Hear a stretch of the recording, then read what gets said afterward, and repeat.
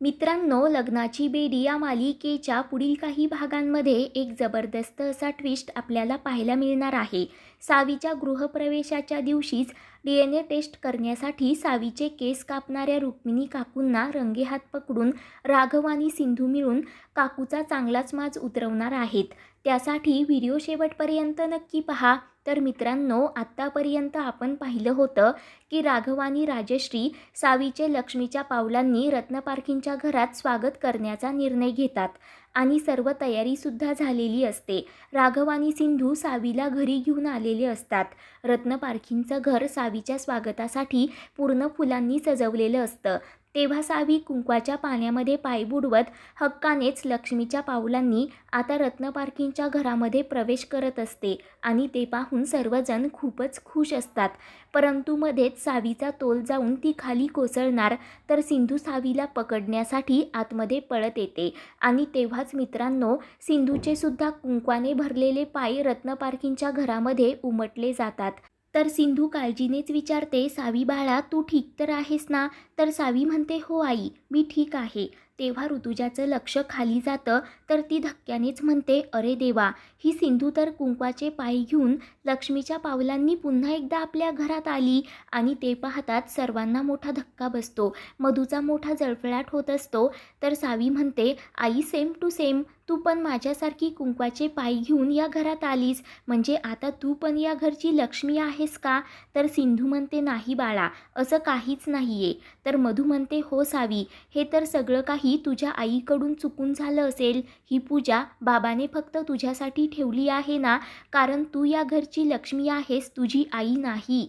तर सिंधू म्हणत असते, हो खरंच हे सगळं काही माझ्याकडून चुकून झालं, मला माफ करा. तर मधू खूपच अस्वस्थ झालेली असते.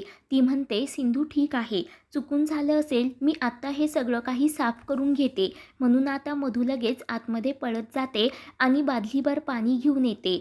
ओल्या कपड्याने ती सिंधूचे घरात उमटलेले पाय पुसण्याचा प्रयत्न करत असते, परंतु काही केल्याने ते पाऊले पुसत नसतात. मधू रडतच जोरजोराने वेड्यासारखी ती पाऊले पुसण्याचा प्रयत्न करत असते. परंतु तेव्हा राघव आणि राजश्री मधूला इग्नोर करत सर्वांना आतमध्ये घेऊन येतात. तर मधू खूप रडू लागते. तर आता राजश्रीने सावीची तुला करण्यासाठी तिच्याच वजनाची मिठाई घरी मागवलेली असते आणि ती मिठाई सर्व अनाथ व गरीब मुलांना वाटून द्यायची असं राजश्रीने ठरवलेलं असतं. ते पाहून राघव खूपच खुश होतो. तर राजश्री सावीला तराजूच्या एका पारड्यामध्ये बसवते तर दुसऱ्या पारड्यामध्ये तिच्याच वजनाची मिठाई ठेवते. सावीची तुला करत असते. तर सर्वजण मस्त टाळ्या वाजवत सावीचं स्वागत करत असतात.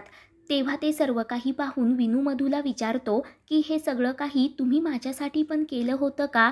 तर राघवला खूप वाईट वाटत असतं. तर मधू गप्प होते. ती म्हणते, विनू बाळा, हा प्रश्न तू मला नाही तर तुझ्या बाबांनाच विचारायला हवा. तेव्हा विनू राघवला विचारतो. तर राघव त्याला सांगतो, बाळा, जेव्हा तुझा जन्म झाला होता ना, तेव्हा आम्ही इतके खुश झालो होतो ना की हे सगळं काही करण्याचं आम्ही विसरूनच गेलो. पण मी आज तुला प्रॉमिस करतो, हे सगळं काही लवकरच आपण तुझ्यासाठी पण करूयात. तर विनू खुश होतो आणि सावीसोबत फोटो काढत असतो. तेव्हा राजश्री विचारते, वहिनी, आपण आता जेवायला घ्यायचं का? तर रुक्मिणी काकू म्हणते, राजश्री थांब, अजून एक रसम बाकी आहे. राजश्री विचारते, आता कोणती रसम? तेव्हा रुक्मिणी काकू लगेच आतमधून एक कात्री घेऊन येते आणि सावीचे केस कापू लागते. तर सिंधू विचारते, तुम्ही हे काय करत आहात? तेव्हा काकू म्हणत असते, अगं, ही पण एक रसम आहे, याला जावळ असं म्हणतात. मुलांचे सगळे केस काढले जातात म्हणजे दुसऱ्या वेळेला चांगले दाट केस उगवतात. आता सावीच्या जावळाला आम्ही सर्वजण नव्हतो ना, म्हणून ही रसम पण पूर्ण करण्यासाठी मी तिचे थोडेसे केस कापणार आहे. तर सावी म्हणत असते, मी माझे केस नाही कापू देणार. तर सिंधू तिला समजावते, बाळा, फक्त थोडेच कापायचे आहेत. त्यावर सावी होकार देते. तर रुक्मिणी काकू सावीचे थोडे केस कापून घेते आणि खूपच खुश असते. तर राजश्री म्हणत असते, वहिनी, ते केस माझ्याकडे द्या, म्हणजे मी नदीत विसर्जन करून येईल. तर रुक्मिणी काकू घाबरतच म्हणते, नको राजश्री, मी स्वतः हे केस टाकून येते. आणि ते पाहताच अन्वी म्हणते, अरे वा, आज तर सूर्य पश्चिमेला उगवला वाटतं. सावीचे केस स्वतः आजी पाण्यामध्ये टाकून येणार, कारण कालपर्यंत तर ती सावीला घरी घेण्यासाठी पण नकार देत होती. मग मग आज एका रात्रीमध्ये एवढा मोठा बदल झालाच कसा, हा प्रश्न तर मला पडलाच आहे. तेव्हा मात्र रुक्मिणी काकू खाली मान घालते, शांतपणे उभी असते. तेव्हा अन्वीचे ते बोलणे ऐकून सिंधूच्या पण डोक्यामध्ये ट्यूब पेटते. ती रुक्मिणी काकूला म्हणते, काकू हे केस तुम्ही मला द्या, मी स्वतः विसर्जन करून येते. तर काकू म्हणते नको, आणि हे काय सगळ्यांचं केस केस चालू आहे. सिंधू, तू मला एवढा हट्ट का करत आहेस? तेव्हा सिंधू विचारते, हट्ट मी करत आहे की तुम्ही? आणि तुमच्या वागण्यावरून तर असं वाटतंय की तुम्हाला सावीचे हे केस घेऊन दुसरंच काहीतरी करायचं आहे. कारण सिंधूने काकूचा डाव पूर्णपणे ओळखलेला असतो की काकूला सावी आणि राघवची DNA टेस्ट करायची असते आणि त्यासाठीच तिला हे केस हवे असतात. तेव्हा मूर्ख ऋतुजा म्हणते, वहिनी तुम्ही सावीवर काही जादूटोणा तर करणार नाहीत ना? तर रेश्मा मोठ्यानेच म्हणते, आई तुम्ही पण किती वेड्या आहात हो. नक्कीच काकू सावीचे केस DNA टेस्टसाठी घेऊन जात असणार. आणि ते ऐकताच सर्वांना मोठा धक्का बसतो. तर राजश्री म्हणत असते, रेश्मा तू हे काय बोलत आहेस? वहिनी असं का करतील? त्यावर सिंधू म्हणते, आई रेश्मा अगदीच बरोबर बोलत आहे. आणि मला तेव्हाच कळलं होतं जेव्हा तुम्ही सावीचे केस कापत होतात.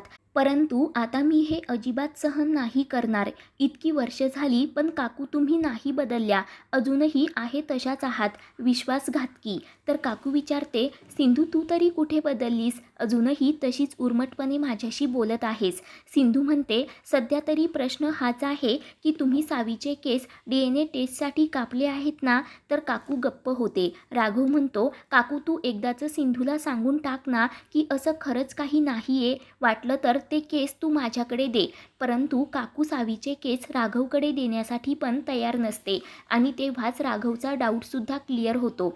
तेव्हा सिंधू चिडूनच म्हणते, राघव त्या नाही देणार, कारण त्यांचा हेतू खूप चुकीचा आहे. काकू म्हणते, सिंधू तुला जे समजायचं ते समज, पण मी सावीचे केस तुला नाही देणार. तर ऋतुजा म्हणते, तरीच मी विचार करत होते की सावीच्या स्वागताला वहिनी इतक्या खुश का?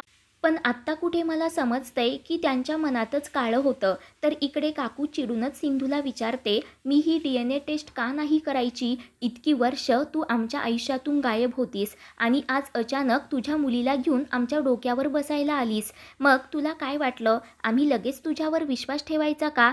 तर सिंधू म्हणते, लोक असं म्हणतात की वयानुसार मोठी माणसं बदलतात, समजूतदार होतात, परंतु तुमच्यासोबत तर सगळं काही उलटच झालं. तुम्ही अजूनही तशाच संशयखोर, चालबाज आणि निर्लज्ज बाई आहात. आणि आज तर तुम्ही हद्दच पार केली. माझ्या निरागस मुलीची DNA टेस्ट करण्यासाठी तिचे केस कापण्याचा प्रयत्न केलात. तुम्हाला थोडंसुद्धा लाज वाटली नाही का? म्हणून सिंधू भडकते.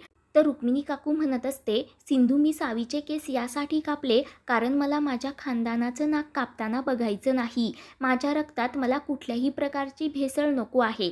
दुसऱ्या कुणाचीच मुलगी मला या घरात नको आहे. आणि ते ऐकताच राघव मात्र पेटून उठतो. तो म्हणतो, काकू बस झालं, आता खूप बोललीस. मी तुला रिक्वेस्ट केली होती की यापुढे या मुद्द्यावर पुन्हा कधीच तू बोलणार नाहीस, पण तरीही तू तेच लावून धरलंस. मला असं वाटत होतं की तू आनंदाने माझ्या मुलीच्या कार्यक्रमात सामील झालीस, परंतु तसं काहीच नाही. म्हणून राघव भडकतो. मित्रांनो, पुढील भागांच्या अपडेटसाठी चॅनलला सबस्क्राईब करा.